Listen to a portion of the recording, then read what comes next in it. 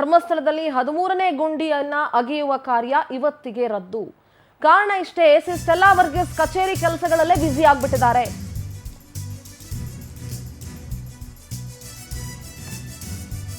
ಅತ್ತ ಅನಾಮಿಕ ಕೂಡ ಮಧ್ಯಾಹ್ನದ ಬಳಿಕ ಆಗಮಿಸಿದ್ದಾನೆ. ಧರ್ಮಸ್ಥಳದಲ್ಲಿ ಎಡಬಿಡದೆ ಭಾರಿ ಮಳೆ ಸಹ ಸುರಿತಾ ಇದೆ. ವಿವಿಧ ಕಾರಣಕ್ಕಾಗಿ ಇವತ್ತು 13ನೇ ಗುಂಡಿ ಅಗೆಯುವ ಕಾರ್ಯವನ್ನ ರದ್ದು ಮಾಡಲಾಗಿದೆ. ನಾಳೆನೇ 13ನೇ ಗುಂಡಿ ಅಗೆದು ಎಸ್ಐಟಿ ಶೋಧ ಕಾರ್ಯ ಮಾಡೋ ಸಾಧ್ಯತೆ ಇದೆ.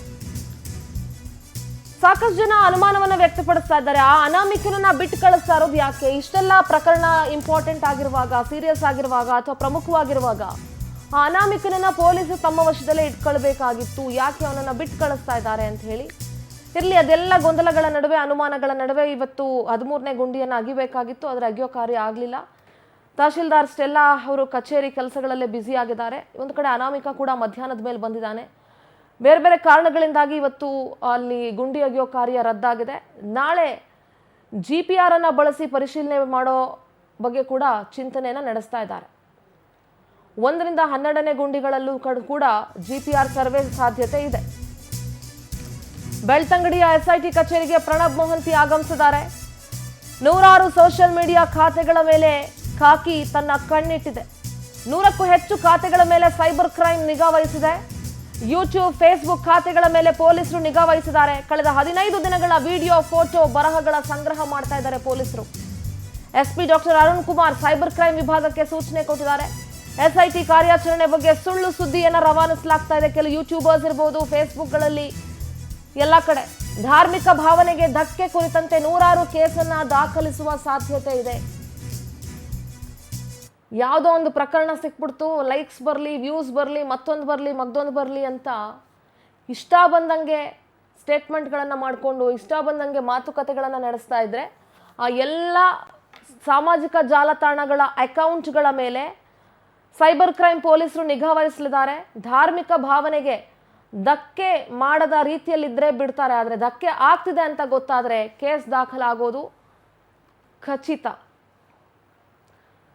ಧರ್ಮಸ್ಥಳದಿಂದ ನಮ್ಮ ಪ್ರತಿನಿಧಿ ಶಶಿಧರ್ ನೇರ ಸಂಪರ್ಕದಲ್ಲಿ ಜಾಯ್ನ್ ಆಗ್ತಿದ್ದಾರೆ. ಶಶಿಧರ್, ಇವತ್ತು 13ನೇ ಗುಂಡಿಯನ್ನು ಅಗಿಬೇಕಾಗಿತ್ತು, ಆದರೆ ಬೇರೆ ಬೇರೆ ಕಾರಣಗಳಿಂದ ಆ ಗುಂಡಿ ಅಗಿಯೋ ಕಾರ್ಯವನ್ನ ಇವತ್ತಿಗೆ ರದ್ದು ಮಾಡಲಾಗಿದೆ. ಸದ್ಯದ ಡೆವಲಪ್ಮೆಂಟ್ ಏನಾಗ್ತಾ ಇದೆ ಅಲ್ಲಿ ಶಶಿಧರ್? ಸುಂದರ, ಪ್ರಮುಖವಾಗಿ ಅನಾಮಧೇಯ ವ್ಯಕ್ತಿ ಏನು ಗುರುತಿಸಿರುವಂತ 13ನೇ ಏನು ಪಾಯಿಂಟ್ ನಲ್ಲಿ ಸಾಕಷ್ಟು ಟೆಕ್ನಿಕಲ್ ಸಮಸ್ಯೆಗಳು ಉಂಟಾಗುತ್ತೆ. ಒಂದು ಕಡೆ ನೀರಾವರಿ ಇಲಾಖೆಯ ಅನುಮತಿಯನ್ನು ಪಡಬೇಕು, ಯಾಕಂದ್ರೆ ನೇತ್ರಾವತಿಯ ಡ್ಯಾಮ್ ಪಕ್ಕದಲ್ಲೇ ಇದೆ.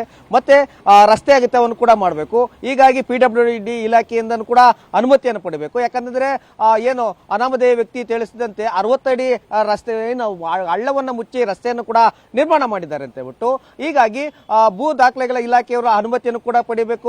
ಮತ್ತೆ ಅಕ್ಕಪಕ್ಕದ ನಿವಾಸಿಗಳು ಕೂಡ ಇದ್ದಾರೆ. ಹೀಗಾಗಿ ಅವ್ರಿಗೆ ಏನಾದ್ರು ಮನೆಗೆ ಏನಾದ್ರು ಹಾನಿ ಆಗುತ್ತಾ ಅಂತ ಹೇಳ್ಬಿಟ್ಟು ಅವರ ಅನುಮತಿಯನ್ನು ಕೂಡ ಪಡಿಬೇಕು, ಗ್ರಾಮ ಪಂಚಾಯತಿಯ ಅನುಮತಿಯನ್ನು ಕೂಡ ಪಡಿಬೇಕು. ಇನ್ನು ಪ್ರಮುಖವಾಗಿ ಏನಂತಂದ್ರೆ ಏನು ಅನಾಮಧೇಯ ವ್ಯಕ್ತಿ ಗುರುತಿಸುವಂತ ಸ್ಥಳದಲ್ಲೇ ಸುಮಾರು 6ರಿಂದ 7ಕ್ಕೂ ಹೆಚ್ಚು ಅಲ್ಲಿ ವಿದ್ಯುತ್ ಕಂಬಗಳಿವೆ. ಹೀಗಾಗಿ ಬೆಸ್ಕಾಂ ಇಲಾಖೆಯ ಅನುಮತಿಯನ್ನು ಕೂಡ ಪಡಿಬೇಕಾಗಿದೆ. ಹೀಗಾಗಿ ಕೆಲವೊಂದಷ್ಟು ತಾಂತ್ರಿಕ ದೋಷಗಳಿರೋದ್ರಿಂದ ಒಂದಷ್ಟು ಟೆಕ್ನಿಕಲ್ ಒಂದು ಏನು ಸಲಹೆಗಳನ್ನು ಕೂಡ ಪಡೆಯೋದಕ್ಕೆ ಕೂಡ SIT ಅಧಿಕಾರಿಗಳು ಕೂಡ ಎಲ್ಲ ರೀತಿಯಲ್ಲೂ ಕೂಡ ಚರ್ಚೆಯನ್ನು ಕೂಡ ಮಾಡಿದ್ದಾರೆ.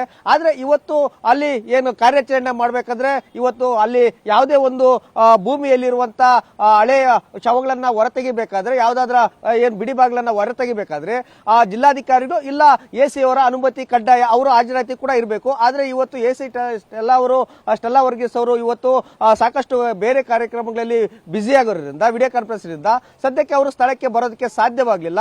ಹೀಗಾಗಿ ಮತ್ತೆ ಅನಾಮಧೇಯ ವ್ಯಕ್ತಿ ಕೂಡ ಸರಿಯಾದ SIT ಅಧಿಕಾರಿಗಳು ಸೂಚಿಸಿದಂತಹ ಸಮಯಕ್ಕೆ ಸರಿಯಾಗಿ ಆತನು ಕೂಡ ಸರಿಯಾಗಿ ಬಂದಿಲ್ಲ. ಈ ಮತ್ತೆ ಪ್ರಕೃತಿ ಕೂಡ ಅವರಿಗೆ ಸಹಕಾರ ಕೂಡ ಕೊಡ್ತಿಲ್ಲ ಇವತ್ತು. ಯಾಕಂದ್ರೆ ನಿರಂತರವಾಗಿ ಧಾರಾಕಾರ ಮಳೆ ಇವತ್ತು ನಿರಂತರವಾಗಿ ಬರ್ತಿದೆ. ಈ 3 ಕಾರಣದಿಂದಾಗಲೂ ಕೂಡ ಇವತ್ತು ಎಲ್ಲ ಒಂದ್ ಕಡೆ ಶೋಧ ಕಾರ್ಯಾಚರಣೆಯನ್ನ ಪೊಲೀಸರು ಕೂಡ ಮಾಡೋದಕ್ಕಾಗ್ತಿಲ್ಲ.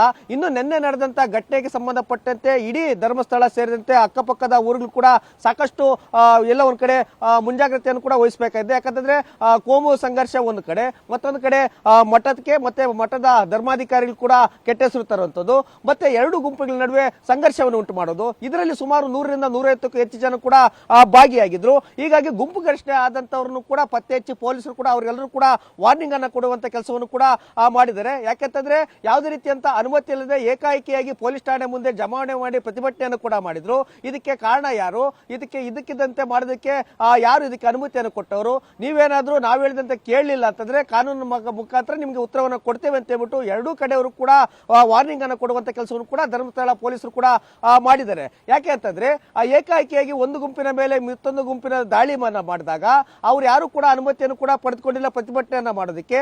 ಮತ್ತೆ ಏನೇ ಇದ್ರೂ ಕೂಡ ಸಾಕ್ಷಿಗಳ ಸಮೇತ ಏನ್ ಪ್ರಚೋದನಕಾರಿ ಹೇಳಿಕೆಯನ್ನ ಕೊಟ್ಟಿದ್ದಾರೆ, ಅದೇ ರೀತಿಯಲ್ಲಿ ಕೂಡ ಸಾಮಾಜಿಕ ಜಾಲತಾಣದಲ್ಲಿ ಒಂದಷ್ಟು ಸುದ್ದಿಗಳನ್ನ ಪ್ರಸಾರ ಮಾಡಿದ್ರಂತ ಅವೇನಾದ್ರೂ ಕೂಡ ಸಾಕ್ಷಿ ಸಮೇತ ದೂರನ್ನ ಲಿಖಿತ ರೂಪದಲ್ಲಿ ಕೂಡಿ ನಾವು ಕಾನೂನು ಮುಖಾಂತರ ನಾವು ಕ್ರಮವನ್ನು ತೆಗೆದುಕೊಳ್ತೇವೆ. ಇಲ್ಲ ಕಾನೂನನ್ನ ಮೀರಿ ನೀವೇನಾದ್ರೂ ಹೋರಾಟವನ್ನ ಮಾಡ್ತೇವೆ, ಉದ್ವಿಗ್ನ ಪರಿಸ್ಥಿತಿಯನ್ನ ಉಂಟು ಮಾಡ್ತೇವೆ ಅಂತಂದ್ರೆ ನಾವು ಕಾನೂನಿನ ಮುಖಾಂತರ ನಿಮ್ಗೆ ಉತ್ತರವನ್ನು ಕೊಡಬೇಕಾಗುತ್ತೆ ಅಂತ ಹೇಳ್ಬಿಟ್ಟು ಕೂಡ ಪೊಲೀಸರು ಎಚ್ಚರಿಕೆಯನ್ನು ಕೊಟ್ಟಿದ್ದಾರೆ.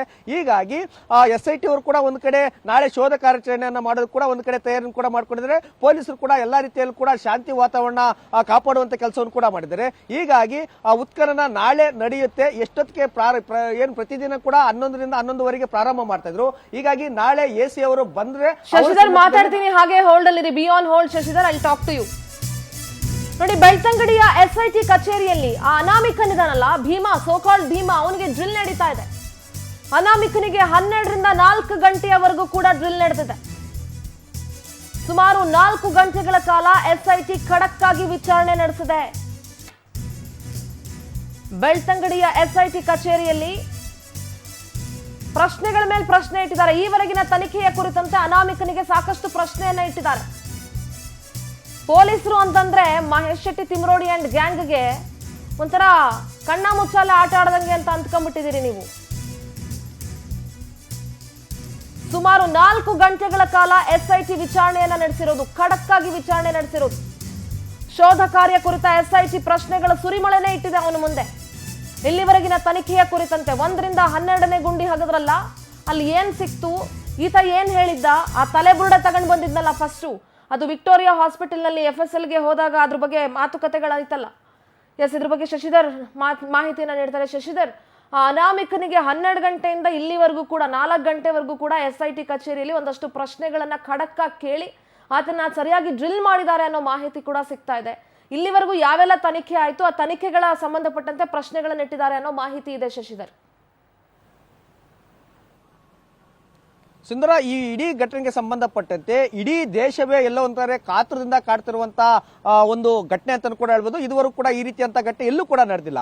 ಅತ್ಯಂತ ಸೂಕ್ಷ್ಮವಾದಂತ ವಿಚಾರ ಆಗಿರೋದ್ರಿಂದ ಈತ ಏನ್ ಅನಾಮಧೇಯ ವ್ಯಕ್ತಿ ಸೂಚಿಸುವಂತ 12 ಕಡೆಯಲ್ಲೂ ಕೂಡ ಎಲ್ಲಾ ಕಡೆಯೂ ಕೂಡ ಶೋಧ ಕಾರ್ಯನ ನಡೆಸಿದ್ದಾರೆ. ಆದ್ರೆ ಅಲ್ಲಿ ಏನೇನು ಅವಶೇಷಗಳು ಸಿಕ್ಕಿದಾವೆ ಅನ್ನೋದನ್ನ ಅತ್ಯಂತ ಸೂಕ್ಷ್ಮವಾಗಿ ಗೌಪ್ಯತೆಯಾಗಿ SIT ಅಧಿಕಾರಿಗಳು ಕೂಡ ಗೌಪ್ಯವಾಗಿಟ್ಟಿದ್ದಾರೆ. ಆದ್ರೆ 13ನೇ ಪಾಯಿಂಟ್ ನಲ್ಲಿ ಸುಮಾರು 10ರಿಂದ 12 ಮೃತದೇಹಗಳನ್ನ ನಾನೇ ಒತ್ತಿದ್ದೇನೆ ಅಂತ ಕೂಡ ಹೇಳಿದ್ದಾರೆ.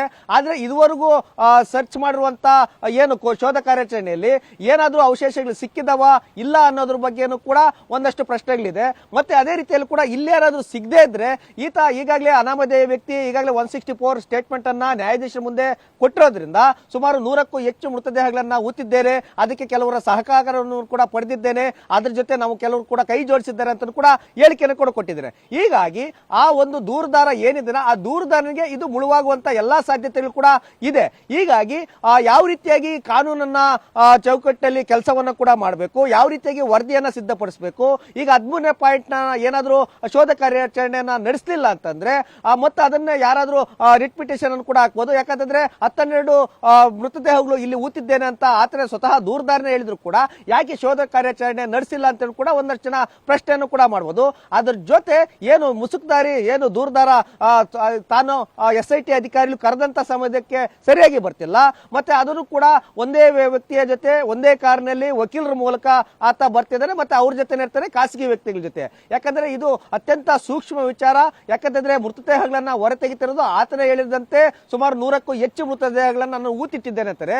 ಇವೆಲ್ಲ ಮಾಡಿದ್ರು ಕೂಡ ಆತನ ಯಾಕೆ ಕಸ್ಟಡಿಗೆ ತೆಗೆದುಕೊಳ್ತಿಲ್ಲ, ಖಾಸಗಿ ವ್ಯಕ್ತಿಗಳ ಜೊತೆ ಯಾಕೆ ನೀವು ಬಿಟ್ಟಿದ್ರ ಅಂತ ಹೇಳಿ ಕೂಡ ಕೆಲವೊಂದಷ್ಟು ಜನ ದೂರದಾರರು ಕೂಡ ದೂರನ್ನು ಕೂಡ ಕೊಟ್ಟಿದ್ರು.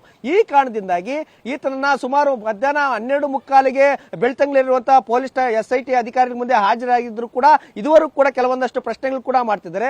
ಯಾಕಂದ್ರೆ ಕೇವಲ 13 ಮಾತ್ರ ಪಾಯಿಂಟ್ ಅಲ್ಲ, ಇನ್ನೂ ಒಂದಷ್ಟು ಪಾಯಿಂಟ್ಗಳನ್ನ ನಾನು ತೋರಿಸ್ತೇನೆ ಅಂತ ಕೂಡ ಆ ದೂರದಾರರು ಕೂಡ ಹೇಳ್ತಿದ್ದಾರೆ. ಹೀಗಾಗಿ ಯಾವ ರೀತಿಯಾಗಿ ಶೋಧ ಕಾರ್ಯಾಚರಣೆಯನ್ನ ಮಾಡಬೇಕು, ಆತನ ಬಳಿ ಮತ್ತೆಲ್ಲ ಯಾವ ರೀತಿಯಾಗಿ ಮಾಹಿತಿಯನ್ನ ಕಲೆ ಹಾಕಬೇಕು, ಆತ ಕೊಟ್ಟಿರುವಂತಹ ದೂರಿಗೆ ಈಗ ಸದ್ಯಕ್ಕೆ ಸಿಕ್ಕಿರುವಂತಹ ಟೆಕ್ನಿಕಲ್ ಎವಿಡೆನ್ಸ್ ಮತ್ತೆ ಈಗ ನಡೆಸಿರುವಂತಹ ಶೋಧ ಕಾರ್ಯಾಚರಣೆಯಲ್ಲಿ ಏನೆಲ್ಲ ಬಗ್ಗೆ ಕೂಡ ಥ್ಯಾಂಕ್ ಯು ಶಶಿಧರ್ ನಿಮ್ಮೆಲ್ಲ ಡೀಟೇಲ್ಸ್ಗಾಗಿ.